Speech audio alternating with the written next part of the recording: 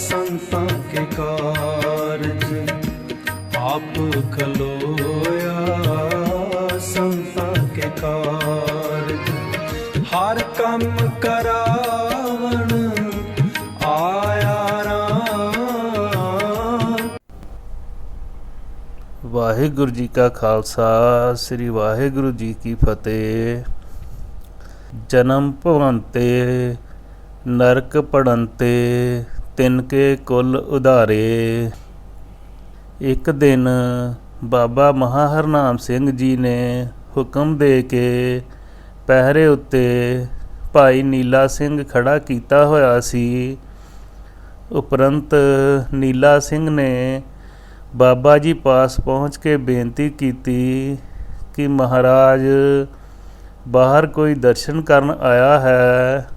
ਬਾਬਾ ਜੀ ਨੇ ਹੁਕਮ ਕੀਤਾ, ਉਸ ਨੂੰ ਬਾਹੋਂ ਫੜ ਕੇ ਹਾਜ਼ਰ ਕਰੋ। ਹੁਕਮ ਅਨੁਸਾਰ ਬਾਹਾਂ ਤੋਂ ਫੜ ਕੇ ਲਿਆਂਦਾ ਗਿਆ। ਸਾਹਮਣੇ ਆਉਣ ਸਾਰ ਹੀ ਹਜ਼ੂਰ ਨੇ ਬਚਨ ਕੀਤਾ, ਭਾਰ ਲਈਆਂ ਝੋਲੀਆਂ ਵਿਸੇ ਭੋਗ ਕੇ ਤੇ ਹੁਣ ਆਪਣੀ ਹਾਲਤ ਵੇਖ, ਅਜੇ ਵੀ ਵੇਲਾ ਹੈ, ਸੰਭਲ ਜਾ। ਉਪਰੰਤ ਉਸਨੇ ਚਰਨਾਂ ਵਿੱਚ ਨਮਸਕਾਰ ਕੀਤੀ। ਫਿਰ ਹੁਕਮ ਹੋਇਆ, ਇਸ ਨੂੰ ਇਸ਼ਨਾਨ ਕਰਾਓ। ਇਸ਼ਨਾਨ ਕਰਾਉਣ ਤੋਂ ਬਾਅਦ ਵਾਪਸ ਚਰਨਾਂ ਵਿੱਚ ਹਾਜ਼ਰ ਕੀਤਾ। ਫਿਰ ਹੁਕਮ ਅਨੁਸਾਰ ਸਰਾ ਕਰਾਈ ਤੇ ਮੂਲ ਮੰਤਰ ਦਾ ਜਾਪ ਕਰਾ ਕੇ ਇੱਕ ਮਾਲਾ ਬਖਸ਼ ਕੇ ਹੁਕਮ ਕੀਤਾ, ਕੋਠੀ ਦੇ ਬਰਾਂਡੇ ਵਿੱਚ ਬਿਠਾ ਦਿਓ, ਅਗਲੀ ਗੱਲ ਫੇਰ ਕਰਾਂਗੇ। ਹੁਕਮ ਅਨੁਸਾਰ ਇਵੇਂ ਹੀ ਕੀਤਾ ਗਿਆ। ਲੰਗਰ ਦੇ ਸਮੇਂ ਉੱਤੇ ਲੰਗਰ ਛਕਾਉਣ ਦਾ ਹੁਕਮ ਭਾਈ ਰਤਨ ਸਿੰਘ ਡਰੋਲੀ ਨੂੰ ਹੋਇਆ। ਜਿਸ ਸਮੇਂ ਭਾਈ ਰਤਨ ਸਿੰਘ ਡਰੋਲੀ ਪ੍ਰਸ਼ਾਦਾ ਛਕਾਉਣ ਵਾਸਤੇ ਗਿਆ, ਉਪਰੰਤ ਉਸਨੇ ਸਮਾਧੀ ਹੀ ਨਾ ਖੋਲ੍ਹੀ। ਮੁੜ ਕੇ ਬਾਬਾ ਜੀ ਪਾਸ ਬੇਨਤੀ ਕੀਤੀ। ਸੁਣ ਕੇ ਹਜ਼ੂਰ ਨੇ ਬਚਨ ਕੀਤਾ, ਫੇਰ ਸਹੀ, ਵਿਚਾਰੇ ਨੂੰ ਮਸਾਂ ਮਸਾਂ ਆਨੰਦ ਪ੍ਰਾਪਤ ਹੋਇਆ ਹੈ, ਬੈਠਾ ਰਹਿਣ ਦਿਓ। ਉਪਰੰਤ ਉਹ ਦਿਨ ਸਾਰਾ ਬਤੀਤ ਹੋ ਗਿਆ। ਦਿਨ ਛਿਪਣ ਦੇ ਸਮੇਂ ਬਾਬਾ ਜੀ ਨੇ ਹੁਕਮ ਨਾਲ ਸਮਾਧੀ ਖਿਲਾਈ, ਕੁਝ ਥੋੜ੍ਹਾ ਜਿਹਾ ਪ੍ਰਸ਼ਾਦ ਛਕਾਇਆ। ਉਪਰੰਤ ਬਾਬਾ ਜੀ ਨੇ ਬਚਨ ਕੀਤਾ, ਕਿਉਂ ਭਈ, ਜਿੱਥੇ ਅੱਗੇ ਝੱਕ ਮਾਰਦਾ ਰਿਹਾ ਹੈ ਉੱਥੇ ਆਨੰਦ ਸੀ ਕਿ ਇੱਥੇ ਹੈ। ਉਪਰੰਤ ਉਸਨੇ ਸਾਰੀਆਂ ਗੱਲਾਂ ਦੀ ਖਿਮਾ ਮੰਗੀ ਜੋ ਮਿਲ ਗਈ ਸੀ ਤੇ ਫਿਰ ਹੁਕਮ ਹੋਇਆ, ਹੁਣ ਘੱਟੋ ਘੱਟ 1 ਸਾਲ ਉੱਥੇ ਰਹੋ, ਜਿੱਥੇ ਕੋਈ ਆਵਾਜ਼ ਨਾ ਸੁਣੇ, ਨਾ ਕੋਈ ਦਿਸੇ। ਉਪਰੰਤ ਸਾਰੀ ਮਰਿਆਦਾ ਕਰਾ ਕੇ ਜਾਣ ਦੀ ਆਗਿਆ ਮਿਲੀ। ਜਾਣ ਸਮੇਂ ਉਸ ਪ੍ਰੇਮੀ ਨੇ ਖਾਣ ਦੀ ਬਾਬਤ ਆਗਿਆ ਮੰਗੀ ਤਾਂ ਹੁਕਮ ਹੋਇਆ, ਜਿਨ ਜੀਓ ਦੀਆ ਸਾ ਰਿਜਕ ਅੰਬਰ ਆਵੇ, ਸਭ ਘਟ ਭੀਤਰ ਹਾਟ ਚਲਾਵੇ। ਤੂੰ ਬੇਫਿਕਰ ਹੋ ਕੇ ਨਾਮ ਜਪ। ਇਹ ਪ੍ਰਸੰਗ ਮਾਤਾ ਪਿਤਾ ਪਾਸੋਂ ਮਿਲਿਆ। ਆਪਣੀ ਸੇਵਾ ਆਪ ਕਰਾਈ, ਗੁਰਮਤ ਅੰਤਰ ਜਾਗੀ। ਬੰਦਾ ਸਮਝਦਾ ਹੈ ਮੈਂ ਆਪਣੀ ਤਾਕਤ ਨਾਲ ਸੇਵਾ ਸਿਮਰਨ ਕਰਦਾ ਹਾਂ, ਪਰੰਤੂ ਬਾਣੀ ਦਾ ਫਰਮਾਨ ਹੈ, ਆਪੂ ਕਛੂ ਨ ਹੋਵੈ ਪ੍ਰਭ ਨਦਰ ਨਿਹਾਲੀਐ। ਜੋ ਤੂੰ ਕਰਾਉਂਦਾ ਹੈ ਉਹੀ ਹੋਣਾ ਹੈ, ਤੇਰੀ ਮਿਹਰ ਵਿੱਚ ਹੀ ਸਭ ਕੁਝ ਹੈ। ਇੱਕ ਵਾਰ ਬਾਬਾ ਜੀ ਮਹਾਰਾਜ ਨੇ ਭਾਈ ਰਤਨ ਸਿੰਘ ਡਰੋਲੀ ਨੂੰ ਹੁਕਮ ਕੀਤਾ, ਅੱਜ ਰਾਤ ਨੂੰ ਪੱਖੇ ਦੀ ਸੇਵਾ ਤੂੰ ਕਰਨੀ ਹੈ। ਹੁਕਮ ਅਨੁਸਾਰ ਸਾਰੀ ਰਾਤ ਹੀ ਇੱਕ ਸੇਵਾਦਾਰ ਪੱਖਾ ਕਰਦਾ ਸੀ। ਫਿਰ ਹੁਕਮ ਅਨੁਸਾਰ ਹੀ ਇੱਕੋ ਜਗ੍ਹਾ ਖੜ੍ਹੇ ਹੋਣਾ ਲਾਜ਼ਮੀ ਸੀ। ਪਹਿਲਾਂ ਤਾਂ ਮਨ ਵਿੱਚ ਖਿਆਲ ਆਇਆ ਕਿ ਸਾਰੀ ਰਾਤ ਕਿਸ ਤਰ੍ਹਾਂ ਗੁਜ਼ਰੇਗੀ। ਹੁਕਮ ਅਨੁਸਾਰ 5 ਇਸ਼ਨਾਨ ਕਰਕੇ ਮੂੰਹ ਅੱਗੇ ਕੱਪੜਾ ਕਰਕੇ ਰਾਤ ਨੂੰ ਪੱਖੇ ਦੀ ਸੇਵਾ ਆਰੰਭ ਕਰ ਦਿੱਤੀ। ਉਪਰੰਤ ਸੇਵਾ ਵਿੱਚ ਐਸੀ ਬਿਰਤੀ ਲੱਗੀ ਅਤੇ ਆਨੰਦ ਆਇਆ ਜੋ ਕਹਿਣ ਕਥਨ ਤੋਂ ਬਾਹਰ ਹੈ। ਰਾਤ ਬੀਤਦੀ ਮਾਲੂਮ ਹੀ ਨਾ ਹੋਈ। ਉਸ ਵਕਤ ਹੀ ਪਤਾ ਲੱਗਾ ਜਿਸ ਵੇਲੇ ਪਹੂ ਫੁੱਟਣ ਦਾ ਸਮਾਂ ਹੋ ਗਿਆ। ਬਾਹਰੋਂ ਚਿੜੀਆਂ ਦੀ ਆਵਾਜ਼ ਆਉਣ ਲੱਗ ਪਈ। ਬਾਬਾ ਜੀ ਨੇ ਬਚਨ ਕੀਤਾ, ਕਿਉਂ ਰਾਤ ਜਾਂਦੀ ਦਾ ਪਤਾ ਲੱਗਾ ਹੈ? ਤਾਂ ਰਤਨ ਸਿੰਘ ਡਰੋਲੀ ਨੇ ਬੇਨਤੀ ਕੀਤੀ, ਮਹਾਰਾਜ ਕੋਈ ਪਤਾ ਨਹੀਂ ਲੱਗਾ। ਉਪਰੰਤ ਬਾਬਾ ਜੀ ਨੇ ਬਚਨ ਕੀਤਾ, ਇਸ ਅਵਸਥਾ ਵਿੱਚ ਸੇਵਕ ਨੂੰ ਲਿਜਾ ਕੇ ਸੇਵਾ ਕਰਾਈਦੀ ਹੈ। ਇਸ ਅਵਸਥਾ ਵਿੱਚ ਹੀ ਪੁਰਾਣੇ ਰਿਸ਼ੀ ਹਜ਼ਾਰਾਂ ਸਾਲ ਸਮਾਧੀ ਲਾਉਂਦੇ ਸਨ। ਜਾ ਕੇ ਮਸਤਕ ਭਾਗ ਸੇ ਸੇਵਾ ਲਾਇਆ। ਠੀਕ ਇਸੇ ਸਮੇਂ ਹੀ ਨੰਬਰਦਾਰ ਈਸਰ ਸਿੰਘ ਮਲੂਕਾ ਨਿਵਾਸੀ ਨੂੰ ਸੇਵਾ ਕਰਨ ਦਾ ਸੁਭਾਗ ਪ੍ਰਾਪਤ ਹੋਇਆ। ਨਾਮ ਗੋਤ ਨਾਨਕੇ, ਸਹੁਰੇ ਸਾਕ ਸੰਬੰਧੀਆਂ ਸਭ ਦੇ ਨਾਮ ਪੁੱਛੇ ਅਤੇ ਲਿਖਾਏ। ਆਪਣੀ ਮਰਿਆਦਾ ਸਮਝਾ ਕੇ ਸੇਵਾ ਬਖਸ਼ ਦਿੱਤੀ। ਜਿਨ੍ਹਾਂ ਨੇ ਸੇਵਾ ਕੀਤੀ, ਦਰਸ਼ਨ ਕੀਤੇ, ਉਹਨਾਂ ਗੁਰਮੁਖਾਂ ਦੇ ਭਾਗਾਂ ਦੀ ਸਿਫਤ ਦੇਵਤੇ ਵੀ ਨਹੀਂ ਕਰ ਸਕਦੇ। ਵਿਚਾਰਾ ਮਨੁੱਖ ਕੌਣ ਹੈ ਜੋ ਉਹਨਾਂ ਦੀ ਸਿਫਤ ਕਰ ਸਕੇ। ਤਕਰੀਬਨ 2 ਸਾਲ ਲਗਾਤਾਰ ਇਸ ਗੁਰਮੁਖ ਨੇ ਸੇਵਾ ਕੀਤੀ। ਇਸ ਦੇ ਸਮੇਂ ਜਿਨ੍ਹਾਂ ਦਾ ਨਿਸਤਾਰਾ ਕੀਤਾ, ਹੁਣ ਉਹਨਾਂ ਦੇ ਪ੍ਰਸੰਗ ਸੁਣੋ। ਨਾਭੇ ਦਾ ਇੱਕ ਪੰਡਤ ਸੀ। ਕਾਸ਼ੀ ਤੋਂ ਵਿਦਿਆ ਪੜ੍ਹ ਕੇ ਚੰਗਾ ਵਿਦਵਾਨ ਬਣ ਗਿਆ ਸੀ, ਪਰੰਤੂ ਇਸ ਦੇ ਔਲਾਦ ਨਹੀਂ ਸੀ। ਪੂਲੇ ਨਗਰ ਇਸ ਦੀ ਰਿਸ਼ਤੇਦਾਰੀ ਹੋਣ ਕਰਕੇ ਆਉਣਾ ਜਾਣਾ ਬਣਿਆ ਸੀ। ਇੱਕ ਵਾਰ ਪੂਲੇ ਨਗਰ ਤੋਂ ਬਾਬਾ ਜੀ ਦੀ ਸਿਫਤ ਸੁਣ ਕੇ ਦਰਸ਼ਨ ਕਰਨ ਆ ਗਿਆ ਅਤੇ ਪੂਲੇ ਵਾਲੇ ਵੀ ਸਨ। ਜਿਸ ਸਮੇਂ ਬਾਬਾ ਜੀ ਦੀ ਹਜ਼ੂਰੀ ਵਿੱਚ ਹਾਜ਼ਰ ਹੋਏ, ਨਮਸਕਾਰ ਕਰਨ ਉਪਰੰਤ ਬੈਠ ਗਏ। ਵਿਦਵਾਨ ਦੇ ਮਨ ਵਿੱਚ ਵਿਦਿਆ ਦਾ ਮਾਣ ਹੋਣਾ ਕੁਦਰਤੀ ਹੈ।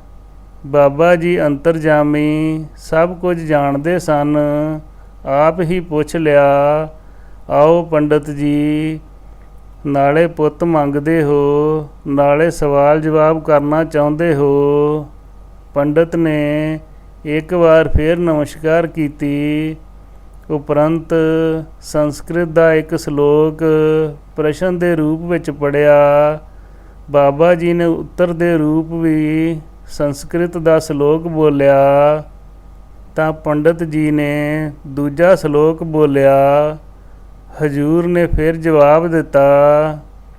ਜਦ ਤੀਸਰਾ ਸ਼ਲੋਕ ਪੰਡਤ ਜੀ ਨੇ ਉਚਾਰਿਆ ਤਾਂ ਉੱਤਰ ਵਿੱਚ ਬਾਬਾ ਜੀ ਨੇ ਤੀਸਰੇ ਸ਼ਲੋਕ ਦੇ ਕੇ ਨਾਲ ਹੀ ਬਚਨ ਕੀਤਾ, ਬਾਜਾਂ ਨਾਲ ਬਟੇਰੀ ਖਹਿੰਦੀ ਫਿਰਦੀ ਖੰਭ ਖਹਾਉਣ ਨੂੰ।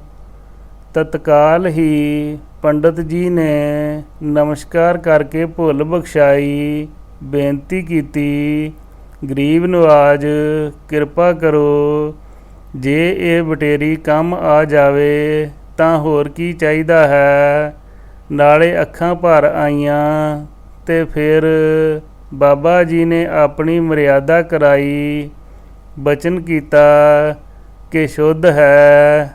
ਤੇ ਫਿਰ ਪੰਡਤ ਜੀ ਨੇ ਬੇਨਤੀ ਕੀਤੀ, ਮਹਾਰਾਜ ਕਿਰਪਾ ਕਰੋ, ਮੇਰੇ ਪੁੱਤਰ ਨਹੀਂ।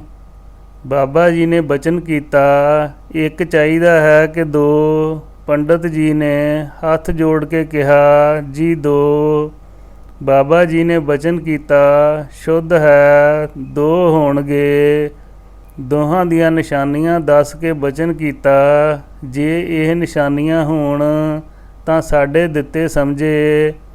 ਕੁਝ ਸਮੇਂ ਬਾਅਦ ਠੀਕ ਉਹਨਾਂ ਨਿਸ਼ਾਨੀਆਂ ਸਮੇਤ ਹੀ 2 ਪੁੱਤਰ ਹੋਏ। ਉਪਰੰਤ ਪੰਡਤ ਦਰਸ਼ਨ ਕਰਨ ਆਇਆ ਅਤੇ ਨਿਸ਼ਾਨੀਆਂ ਵੀ ਦਸੀਆਂ ਤੇ ਸ਼ੁਕਰਾਨਾ ਕੀਤਾ। ਫਿਰ ਸਾਰੀ ਉਮਰ ਦਰਸ਼ਨ ਕਰਨ ਆਉਂਦਾ ਰਿਹਾ। ਇਹ ਪ੍ਰਸੰਗ ਰਤਨ ਸਿੰਘ ਢਿੱਲੋਂ ਨੇ ਮਲੂਕਾ ਨਿਵਾਸੀ ਈਸਰ ਸਿੰਘ ਤੋਂ ਸੁਣਿਆ ਤੇ ਲਿਖਾਇਆ। ਜੈਸੀ ਭੂਖ ਤੈਸੀ ਕਾ ਪੂਰਕ, ਸਗਲ ਘਟਾ ਕਾ ਸੁਆਮੀ।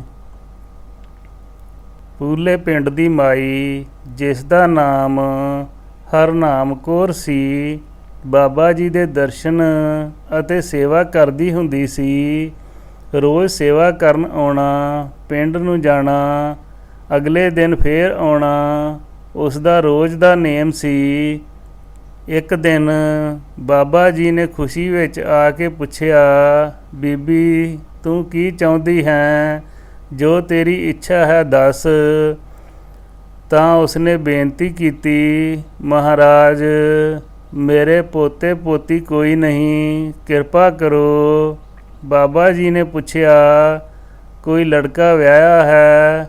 ਉਸਨੇ ਬੇਨਤੀ ਕੀਤੀ, ਜੀ ਦੋਵੇਂ ਲੜਕੇ ਹੀ ਵਿਆਹੇ ਹੋਏ ਹਨ, ਦੋਵੇਂ ਨੌਹਾਂ ਖਾਲੀ ਬੈਠੀਆਂ ਹਨ। ਬਾਬਾ ਜੀ ਨੇ ਬਚਨ ਕੀਤਾ, ਸਵੇਰੇ ਦੋਹਾਂ ਨੌਹਾਂ ਨੂੰ ਨਾਲ ਲੈ ਕੇ ਆਈ। ਉਪਰੰਤ ਉਹ ਮਾਈ ਚਲੀ ਗਈ।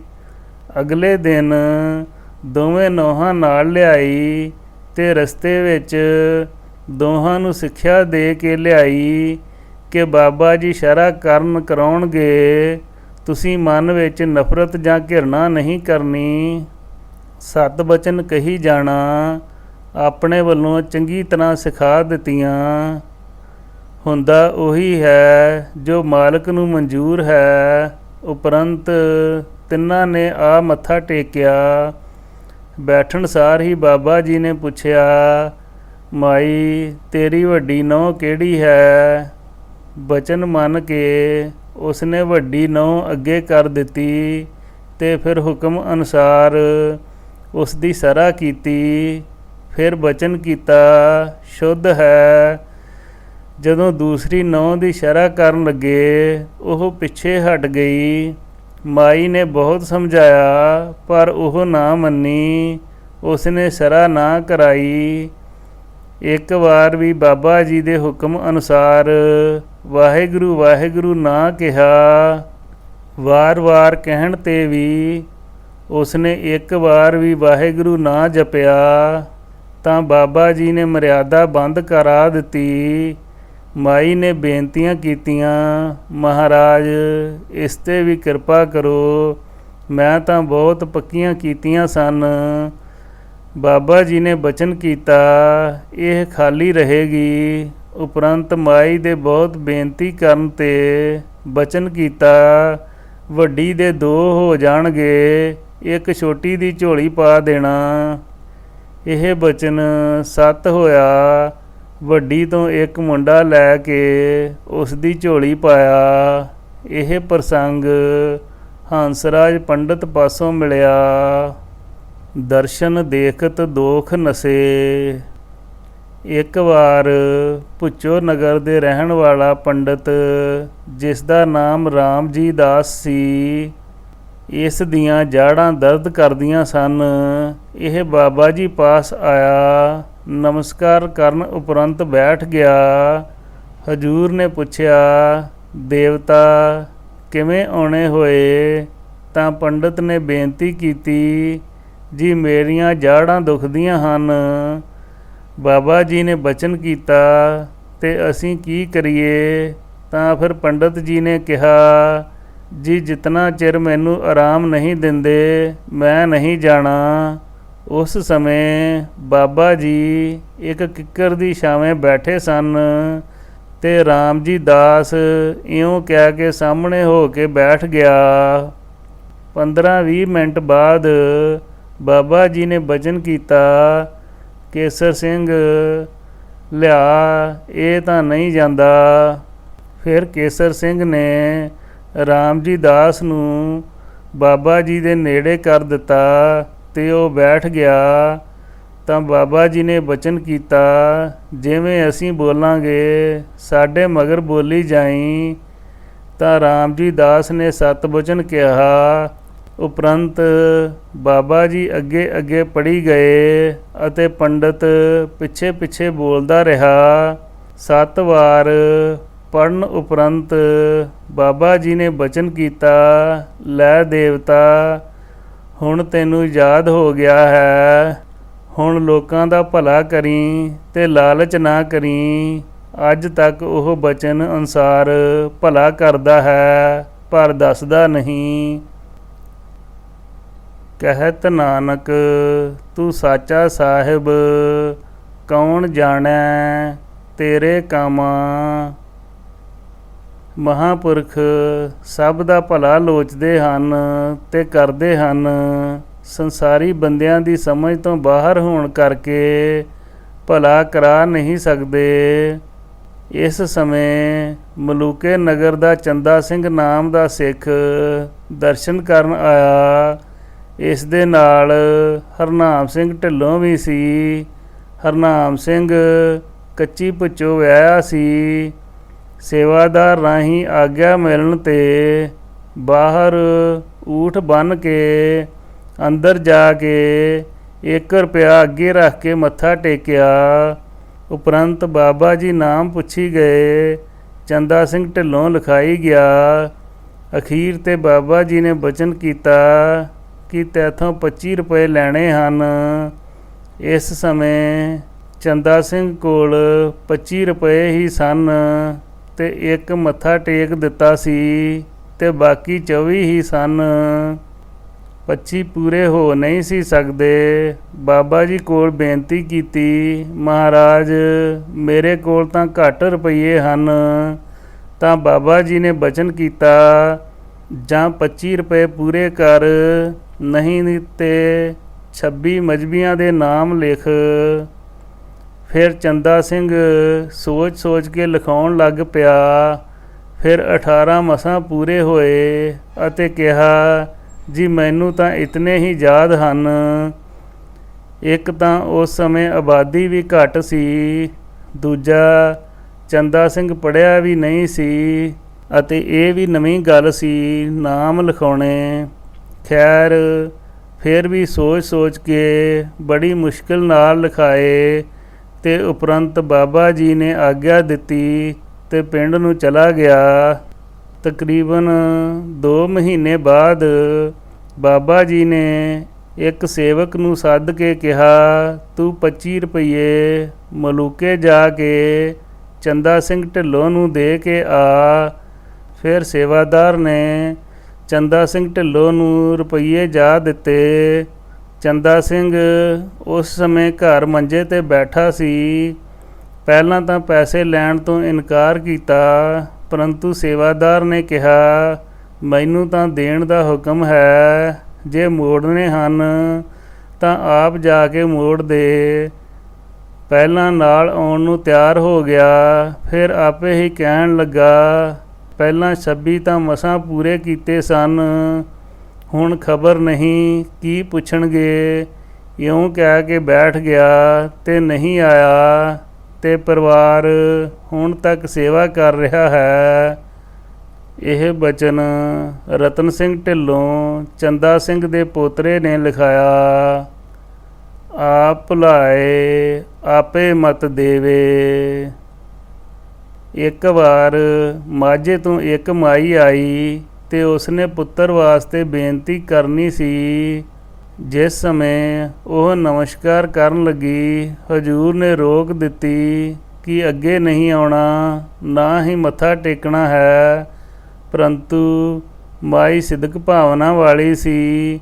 ਹੁਕਮ ਅਨੁਸਾਰ ਉੱਥੇ ਹੀ ਬੈਠ ਗਈ ਅਤੇ ਰੋਣ ਲੱਗ ਪਈ। ਕਹੀ ਜਾਵੇ, ਮੈਂ ਝੋਲੀ ਅੱਡ ਕੇ ਬੈਠੀ ਹਾਂ, ਖਾਲੀ ਨਹੀਂ ਮੁੜਨਾ। ਉਸ ਸਮੇਂ ਭਾਈ ਰਤਨ ਸਿੰਘ ਡਰੋਲੀ ਸੇਵਾ ਵਿੱਚ ਹਾਜ਼ਰ ਸੀ, ਸੇਵਾ ਕਰ ਰਹੇ ਸਨ। ਬਾਬਾ ਜੀ ਦੇ ਹੁਕਮ ਅਨੁਸਾਰ ਉਹਨਾਂ ਨੇ ਜਾ ਕੇ ਪੁੱਛਿਆ, ਮਾਈ ਤੂੰ ਕੀ ਚਾਹੁੰਦੀ ਹੈ? ਮਾਈ ਨੇ ਬੇਨਤੀ ਕੀਤੀ, ਜੀ ਇੱਕ ਪੁੱਤਰ ਚਾਹੀਦਾ ਹੈ। ਰਤਨ ਸਿੰਘ ਡਰੋਲੀ ਨੇ ਬਾਬਾ ਜੀ ਪਾਸ ਉਹੀ ਬੇਨਤੀ ਕਰ ਦਿੱਤੀ, ਜੀ ਮਾਈ ਪੁੱਤ ਮੰਗਦੀ ਹੈ। ਹਜੂਰ ਦੇ ਹੁਕਮ ਅਨੁਸਾਰ ਮਾਈ ਨੂੰ ਬਾਬਾ ਜੀ ਦੇ ਕੋਲ ਬੁਲਾਇਆ ਤੇ ਉਸਨੇ ਫਿਰ ਵੀ ਪੁੱਤ ਦੀ ਮੰਗ ਕੀਤੀ। ਅੱਗੋਂ ਬਾਬਾ ਜੀ ਨੇ ਬਚਨ ਕੀਤਾ, ਤੇਰੇ ਭਾਗਾਂ ਵਿੱਚ ਹੈ ਨਹੀਂ, ਕਿੱਥੋਂ ਦਈਏ।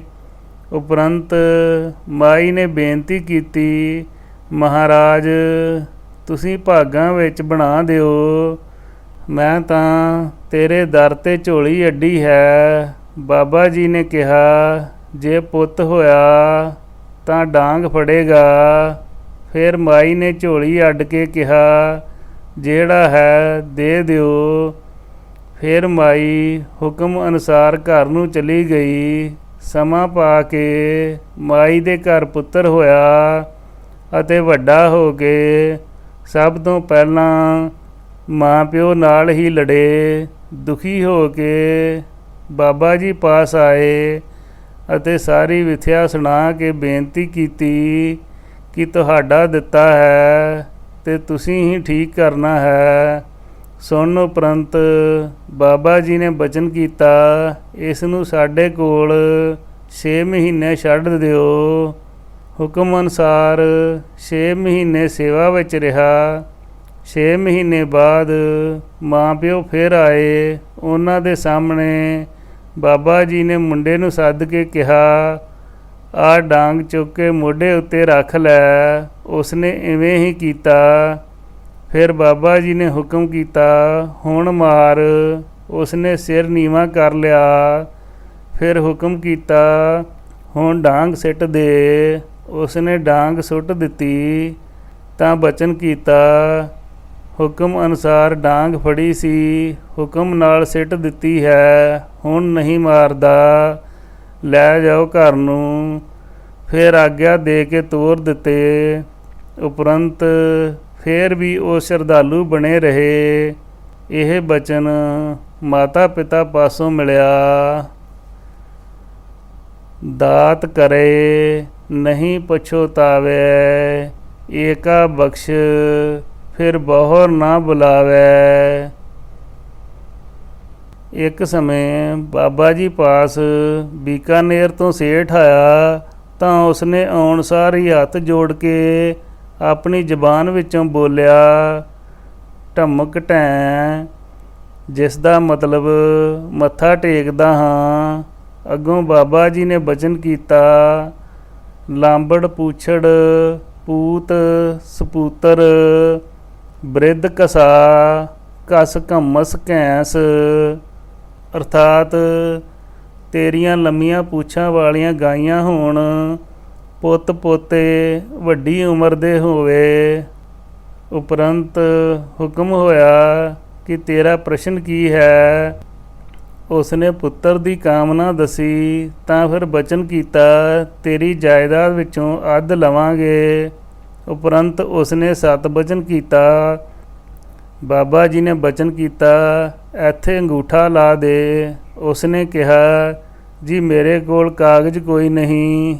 ਤਾਂ ਫਿਰ ਬਚਨ ਕੀਤਾ, ਜ਼ਮੀਨ ਉੱਤੇ ਹੀ ਲਾ ਦੇ। ਅੰਗੂਠਾ ਲਾ ਕੇ ਉਸ ਨੂੰ ਜਾਣ ਦੀ ਆਗਿਆ ਮਿਲ ਗਈ। ਪਰ ਇਸ ਵੇਲੇ ਨਿੱਕਾ ਰਾਮ ਬਾਣੀਆ ਵੀ ਮੌਜੂਦ ਸੀ। ਕੁਝ ਦਿਨਾਂ ਬਾਅਦ ਨਿੱਕਾ ਰਾਮ ਵੀ ਉਸ ਸੇਠ ਕੋਲ ਪਹੁੰਚਿਆ ਤੇ ਕਹਿਣ ਲੱਗਾ, ਮੈਨੂੰ ਬਾਬਾ ਜੀ ਨੇ ਭੇਜਿਆ ਹੈ, 10,000 ਰੁਪਏ ਦੇ ਦਿਓ। ਉਸਨੇ ਪਹਿਲਾਂ ਤਾਂ ਕਿਹਾ ਕਿ ਮੁੰਡਾ ਹੋਏ ਤੋਂ ਦੇਵਾਂਗਾ, ਪਰ ਬਾਅਦ ਵਿੱਚ ਕਹਿਣ ਲੱਗਾ, ਪਹਿਲਾਂ ਕੀ ਤੇ ਪਿੱਛੋਂ ਕੀ, ਦੇਣਾ ਤਾਂ ਹੈ ਹੀ, ਤੂੰ ਲੈ ਹੀ ਜਾ। ਉਸਨੇ 10,000 ਰੁਪਈਆ ਦੇ ਦਿੱਤਾ, ਪਰੰਤੂ ਇਸ ਦੇ ਘਰ ਪੁੱਤਰ ਨਾ ਹੋਇਆ। ਫਿਰ ਉਸਨੇ ਬਾਬਾ ਜੀ ਪਾਸ ਆ ਕੇ ਬੇਨਤੀ ਕਰ ਦਿੱਤੀ, ਜੀ ਮੈਂ 10,000 ਰੁਪਈਆ ਵੀ ਤੁਹਾਡੇ ਸੇਵਕ ਨੂੰ ਦੇ ਦਿੱਤਾ, ਪਰ ਮੇਰੇ ਮੁੰਡਾ ਨਹੀਂ ਹੋਇਆ। ਸੁਣ ਕੇ ਬਾਬਾ ਜੀ ਨੇ ਬਚਨ ਕੀਤਾ, ਅਸੀਂ ਕੋਈ ਸੇਵਾਦਾਰ ਤੇਰੇ ਕੋਲ ਰੁਪਈਆ ਲੈਣ ਨਹੀਂ ਭੇਜਿਆ। ਉਪਰੰਤ ਉਸਨੇ ਨਿੱਕਾ ਰਾਮ ਦਾ ਨਾਮ ਲਿਆ। ਬਾਬਾ ਜੀ ਨੇ ਸੇਵਾਦਾਰ ਭੇਜ ਕੇ ਨਿੱਕਾ ਰਾਮ ਨੂੰ ਸੱਦ ਲਿਆ ਤੇ ਉਸ ਨੂੰ ਕਿਹਾ, ਤੂੰ ਸਾਡਾ ਨਾਮ ਲੈ ਕੇ ਪੈਸੇ ਕਿਉਂ ਮੰਗੇ? ਤੇ ਫਿਰ ਬਹੁਤ ਤਾੜਿਆ ਅਤੇ ਸਾਰਾ ਰੁਪਇਆ ਆਪਣੇ ਕੋਲੋਂ ਸਣੇ ਵਿਆਜ ਮੋੜ ਕੇ ਬਚਨ ਕੀਤਾ। ਜਾ ਪੁੱਤਰ ਵੀ ਬਖਸ਼ਿਆ। ਉਪਰੰਤ ਇਹ ਸੇਠ ਬੀਕਾਨੇਰ ਤੋਂ ਮਿਸ਼ਰੀ ਲੈ ਕੇ ਆਉਂਦਾ ਰਿਹਾ। ਇਹ ਬਚਨ ਮਾਤਾ ਪਿਤਾ ਪਾਸੋਂ ਮਿਲਿਆ। 9ਵਾਂ ਹਿੱਸਾ ਸਮਾਪਤ। ਮੰਗਲਾ ਚਰਨ ਕੁੰਡਲੀਆਂ। ਸ੍ਰੀ ਸੰਤ ਮਹਾਂ ਹਰਨਾਮ ਸਿੰਘ ਤੂੰ ਬਾਣੀ ਨਾਲ ਅਭੇਦ। 6 ਸ਼ਾਸਤਰ ਸਿਮਰਤ ਪੁਰਾਨ। ਅੰਤ ਨ ਜਾਣੇ ਵੇਦ। ਅੰਤ ਨ ਜਾਣੇ ਵੇਦ। ਭੇਦ ਬ੍ਰਹਮਾ ਨਹੀਂ ਪਾਵੈ। ਨਾਰਦ ਵਿਸ਼ਨੂੰ ਸ਼ਿਵ ਗਣੇਸ਼ ਸਭ ਤੁਲੇ ਧਿਆਵੇ। ਗੰਗਾ ਜਮਨਾ ਸਰਸਵਤੀ ਚਰਨਨ ਧੂਰ ਪਨੀਤ ਕਰੀ। ਧਰਮ ਪੁਰਾਤਨ ਮਹਾਂਪੁਰਖ ਪਰਮ ਜੋਤ ਪਰਮੇਸ਼ਰੀ। ਗੁਰੂ ਪਿਆਰੀ ਸਾਧ ਸੰਗਤ ਜੀ, 9ਵੀਂ ਕਿਤਾਬ ਦੀ ਅੱਜ ਸਮਾਪਤੀ ਹੋ ਗਈ ਹੈ ਜੀ। ਕੱਲ੍ਹ ਤੋਂ 10ਵੀਂ ਕਿਤਾਬ ਦਾ ਸ਼ੁਭ ਆਰੰਭ ਕਰਾਂਗੇ ਜੀ। ਦਾਸ ਨੂੰ ਅਸੀਸਾਂ ਬਖਸ਼ਣੀਆਂ। ਸ੍ਰੀ ਵਾਹਿਗੁਰੂ ਜੀ ਕਾ ਖਾਲਸਾ, ਸ੍ਰੀ ਵਾਹਿਗੁਰੂ ਜੀ ਕੀ ਫਤਿਹ।